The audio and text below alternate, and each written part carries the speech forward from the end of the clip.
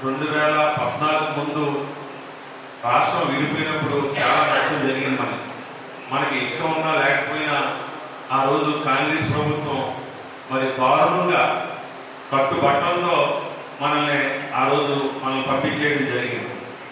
అలాంటి కష్టకాలంలో సమర్థవంతమైన నాయకుడు చంద్రబాబు నాయుడు గారు అయితేనే ఈ రాష్ట్రాన్ని అభివృద్ధి చేస్తారని ఆ రోజు మరి పవన్ కళ్యాణ్ గారు కూడా పరోక్షంగా మద్దతు ఇవ్వడం జరిగింది. చంద్రబాబు నాయుడు గారు సీఎం అయ్యారు.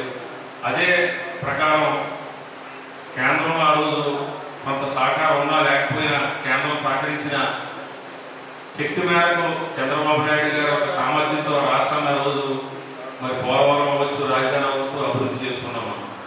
మళ్ళీ చిన్న యామరపాటు, ఎందుకంటే మనకి సెంటిమెంట్ ఎక్కువ.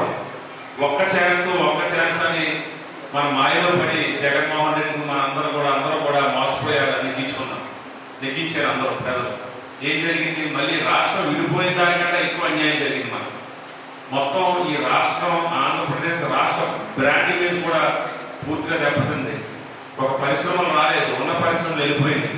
పోలవరం ప్రాజెక్టు పడుకోబెట్టారు, అమరావతి అంతే.